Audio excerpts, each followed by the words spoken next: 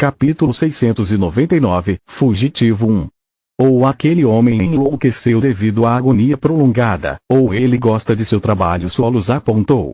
Os outros golems são bem menos criativos porque se limitam a seguir seus comandos, enquanto esse cara está fazendo o seu melhor. Na verdade, foi uma estratégia inteligente. Assim como os verdadeiros magos, os constructos não precisam entoar cantos. Melhor ainda, eles podiam usar algumas de suas habilidades livremente, sem perder tempo tecendo feitiços como Lip fazia. Usando pulsos de escuridão ampla, o golem estava garantindo que Lip fosse forçado a exaurir todos os seus feitiços ou condenar os outros dois humanos atrás dele. Normalmente, Lip não teria se importado muito com Nechal ou Morok, mas sem eles, ele teria que enfrentar 3 golems em vez de 1. Desta vez, a matemática era uma amante severa. Para piorar as coisas, os pulsos negros estavam tão próximos que Lip teve que recorrer a feitiços alternativos e chamas de origem para não ficar sobrecarregado. O golem percebeu a velocidade absurda de lançamento do humano e logo se cansou daquele jogo. Ele se virou para sair, mas seu corpo se recusou a se mover. Kila tinha acabado de destruir 5 das runas forjadas em sua força vital. Ela tinha acabado de brincar de gangá, demorando para incapacitar o oponente enquanto salvava o máximo de mana que podia. Entre os feitiços de nível 5 e a surra que recebeu, suas reservas de energia estavam perigosamente baixas. Ambos estão indefesos. Ela disse a Lip que concedeu ao primeiro golem uma morte rápida enquanto se certificava de que o constructo sádico sofreria tanto quanto seu corpo permitisse. Kila estava realmente curiosa para saber como Lip parecia ser capaz de sempre encontrar núcleos de energia em seu primeiro ataque, mas naquele momento ela não se importou. Glória estava prestes a cair e não havia nada que qualquer um deles pudesse fazer. Não há realmente nada útil que você possa fazer. Morok disse enquanto anulava 2 pulsos de escuridão com tantos feitiços que ele tinha em mãos. Sério, se você não pode lutar, por que ir para uma cidade perigosa e colocar rangers inocentes em perigo em vez de passar um tempo de qualidade com seus netos? Ele havia tentado atacar fisicamente os golems, mas eles o mantiveram à distância, atirando feitiços sem parar. Os corredores eram realmente um pesadelo para ele, já que as lanças de gelo se estilhaçavam contra as paredes e liberavam cacos afiados que eram quase impossíveis de esquivar.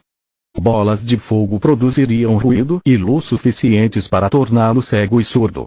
Morok tinha conseguido sobreviver às últimas trocas apenas graças às suas proteções encantadas e ao fato de que os golems pareciam estar mais interessados em pegar Nechal viva do que matá-lo. Sempre que ele se aproximasse dela, eles diminuiriam a saída de seu ataque. Morok a teria abandonado de bom grado se não fosse pelo fato de que, uma vez que a velha morcega caísse, a formação também cairia. Além disso, ele não tinha para onde correr. Havia ainda mais golems do outro lado do corredor. Ekdu. Morok disse enquanto seus martelos ficavam totalmente pretos antes de ele os lançar nas rajadas de escuridão que se aproximavam para anular o feitiço dos golems. Por favor, não há necessidade de pressa, vovó. Eu não quero que você soe. Sua voz exalava sarcasmo. Os rangers estavam fazendo o melhor que podiam, mas seus feitiços eram inúteis e, coordenando seus ataques, os golems impossibilitavam que Lip se aproximasse o suficiente para tocá-los ou para que Morok os acertasse. Sempre que um deles chegava perto demais, os constructos apenas eletrizavam seus corpos e os empurravam para trás. Glória tinha conseguido segurar aquele tempo apenas graças às habilidades defensivas da armadura Skinwalker que a cobria em Orichalcum toda vez que ela infundia mana suficiente. Caso contrário, o ataque constante de feitiços que infligiram a ela a teria feito desmaiar. A pior coisa de enfrentar um golem em tal ambiente era a falta de um ponto fraco, juntamente com a habilidade de lançar feitiços instantaneamente. Mais uma vez, Lip sofreu por ter perdido o guardião. Ele podia ver os núcleos de energia, ele poderia chegar perto o suficiente para atacá-los, mas nenhum de seus protótipos de armas poderia suportar a mana necessária para perfurar o corpo dos construtos. Ambas as equipes estavam lutando uma batalha perdida, onde o inimigo avançaria implacavelmente enquanto eles eram forçados a recuar. Os golems estavam constantemente enviando raios de luz uns para os outros e para as paredes próximas, criando uma cortina elétrica que impedia que suas presas escapassem. Nós poderíamos se teleportar para um lugar seguro, se não fosse por sua matriz estúpida. Morok disse a Nechal assim que ele e Lit estavam de costas um para o outro. Já que vou morrer, por favor, seja honesto comigo. De que lado você está realmente? Você vai calar a boca. Nechal rugiu enquanto batia com seu cajado no chão e liberava o feitiço que ela havia cuidadosamente preparado, apesar de todos os seus gritos. Destrua-os, agora. Nechal sabia que, para um mago, era impossível manter mais de uma formação preparada e por isso estava lançando uma segunda para outro mago sem que eles demorassem para estudar como o primeiro mago havia organizado sua formação. Isso porque no caso de duas matrizes sobreporem mal, o segundo simplesmente se transformaria em uma perda de mana. Já que na batalha raramente havia tempo para lançar uma segunda formação mágica, Nechal havia inventado uma maneira de usar seu próprio feitiço como uma estrutura para o seguinte arranjo. Ao fazer uso das runas que eles tinham em comum, ela poderia encurtar o tempo de conjuração às custas da duração de ambas as formações mágicas. Quando o conjunto de bloqueio do ar e da terra se sobrepôs, os golems caíram de cara no chão. Lit atingiu um deles enquanto Kila e Morok faziam o mesmo, mas logo o grupo foi forçado a fugir. Os golems estavam paralisados, mas longe de estarem indefesos. Eles emitiram uma névoa densa e escura de seus corpos que quase matou Kila e Morok. Lit havia derrubado o núcleo de poder de sua marca, então pelo menos um construto foi incapaz de retaliar, deixando-os com espaço suficiente para chegar em segurança. Lit teve que carregar nos ombros seus dois camaradas caídos enquanto eles corriam o mais rápido que podiam. Logo após a magia das trevas, os construtos começaram a lançar feitiços em direções aleatórias, explorando o espaço confinado do corredor que tornava qualquer feitiço de área de efeito impossível de se esquivar. Podemos realmente deixá-los vivos? Perguntou Lit. Eles solos estavam quebrando a cabeça para encontrar uma maneira de destruir as construções temporariamente paralisadas, mas sem sucesso. Lit ainda não tinha curado seus ferimentos e mesmo depois de o fazer, uma camada tão poderosa de magia negra provavelmente o teria matado, mesmo com a proteção reforçada da armadura Skinwalker. Isso se ele conseguisse passar pela enxurrada de explosões que devastavam o corredor. Não, mas matá-los vai drenar minha última energia. Você acha que pode nos proteger até que nos recuperemos? Perguntou Nechal. Não, Lit balançou a cabeça. Oh, bem. Já vivi o suficiente. Nechal tirou o que parecia ser 3 pregos gigantes de seu amuleto dimensional, começando a entoar outro feitiço. Ela estava tão fraca que sua respiração era irregular e de vez em quando ela tinha que segurar seu cajado para não cair. Capítulo 700, Fugitivo 2. Os golems de carne estavam perto o suficiente para que um pequeno arranjo fosse suficiente para cobrir todos eles, encurtando a duração do canto de Nechal e exigindo menos mana. Assim que foi concluído, seus núcleos de poder se tornaram visíveis, apesar da escuridão que envolve os golems. Um aceno de mão de Nechal desativou suas matrizes e enviou os 3 pregos voando em direção a seus alvos em uma velocidade tal que o ar se deformou em sua passagem. Os itens encantados simplificaram as proteções do construto e perfuraram seus núcleos. Então, eles absorveram a energia remanescente das matrizes de seu mestre e a injetaram dentro dos golems, matando-os na hora. Sinta-se à vontade para me deixar aqui, Nechal disse enquanto desabava no chão. Lit não teve tempo de perguntar o que ela havia feito exatamente e por que não o fez antes. Primeiro, ele teve que tratar Kila e Morok, que estavam em uma condição desesperadora. A dose massiva do elemento escuridão a queima-roupa agravou seus ferimentos e paralisou sua vitalidade. Depois de estabilizá-los, ele e Plória eram os únicos ainda conscientes, e isso apenas porque Plória tinha deixado a maioria de seus ferimentos sem tratamento. Sem seu escudo, ela não poderia bloquear os ataques dos golems, o que resultou em uma boa surra. Vários fragmentos de gelo ainda estavam afiados em seu lado esquerdo. Uma bola de fogo queimou parte de seu cabelo e deixou o lado direito de seu rosto vermelho. Ela não tinha mais sobrancelhas e seu olho direito estava velado. Sob sua armadura, sua pele era uma coleção de marcas de queimaduras devido a toda a eletricidade que ela suportou, mas ela ainda estava de pé. Oh, foda-se, Lip disse, colocando as mãos nos ombros dela enquanto entoava algo sem sentido. Ele a revigorou completamente, fazendo Gloria sentir como se tivesse acabado de acordar de 8 horas de sono.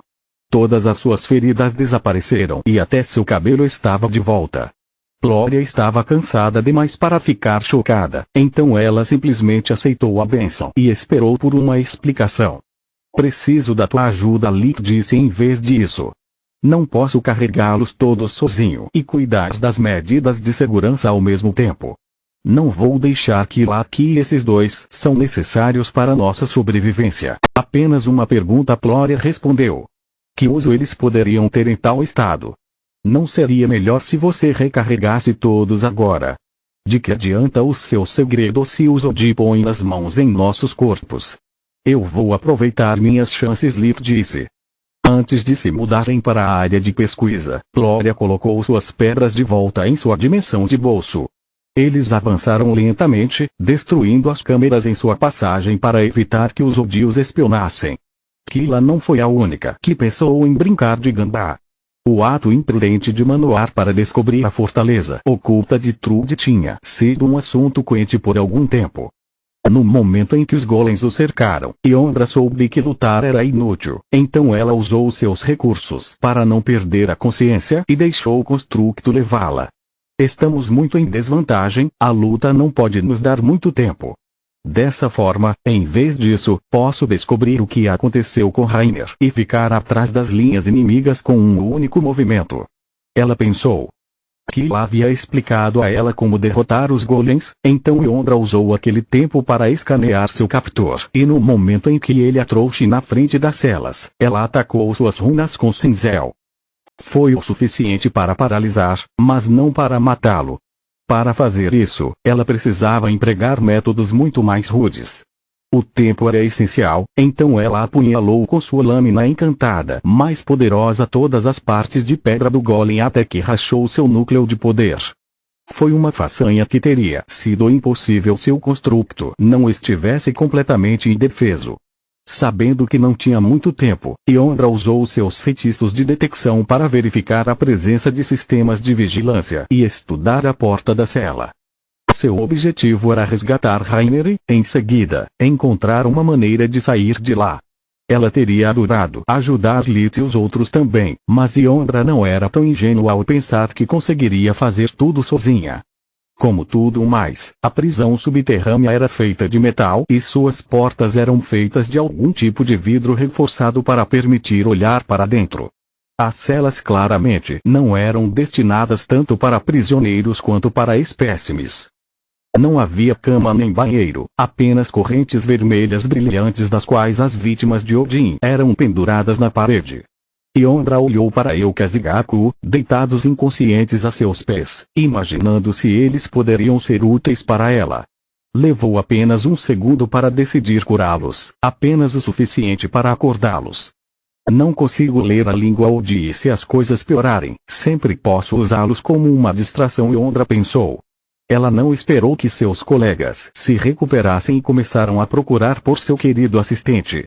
Cada cela foi feita para conter até 4 espécimes, de modo que os membros ausentes da expedição foram mantidos em 2 celas diferentes. Um para os soldados e outro para os assistentes. Após descartar as câmeras de segurança, Yondra ficou bastante surpresa ao descobrir que não havia proteções nas portas. A única coisa que restringia os prisioneiros eram as mesmas correntes que haviam sido usadas para aprisionar o híbrido da doença da abominação. Os jovens estavam todos acordados. Alguns estavam pálidos de susto, enquanto outros estavam com os olhos vermelhos de tanto chorar. Rainer estava entre os primeiros, mas seu rosto recuperou a cor quando viu Yondra. Sério? Eu entendo que você está com medo, mas com suas mãos e boca livres, como você poderia ter escolhido permanecer aqui? Ela amava Rainer como um filho, mas a ideia de que o terror o levou a sentar-se preguiçosamente a enfureceu além do que palavras poderiam expressar. Uma coisa era ser manso, ser estúpido era outra coisa totalmente diferente. Eu tentei escapar, mas essas malditas correntes bloqueiam minha magia. Rainer conjurou um pequeno raio de luz antes que as correntes começassem a brilhar. Eles emitiram uma pulsação sinistra de energia que fez as veias de Rainer incharem enquanto ondas de dor devastavam seu corpo. Yondra se sentiu culpada por seu julgamento apressado. Rainer de boa vontade suportou aquela dor para revelar a natureza do artefato mágico a seu mentor. Isso explica por que o híbrido não foi capaz de usar nada além de ataques físicos. Yondra murmurou. Mesmo que ela não tivesse tempo a perder, sua curiosidade científica fez lançar alguns feitiços de forja para analisar as correntes. Esse conhecimento pode ser útil caso sejamos capturados novamente. Ela pensou em uma tentativa de justificar suas ações. A curiosidade era o que separava os mágicos poderosos de um medíocre, assim como o pincel que eles usavam permitia distinguir entre um pintor e um lavador de banco. O que em nome dos deuses é isso? As correntes são capazes de travar a força vital de seus prisioneiros para anular seu fluxo de mana e curá-los em caso de ferimentos. É por isso que as feras mágicas que os Odin capturaram não conseguiram se suicidar nem o híbrido para escapar das correntes. Mesmo amputar seus membros não é uma opção. Yondra ficou surpresa com a engenhosidade cruel de tal dispositivo, mas felizmente, era mais velho que sua primeira fralda. Um corte limpo simples de nível 4 abriu as correntes vermelhas, libertando Rainer. Continua no próximo vídeo.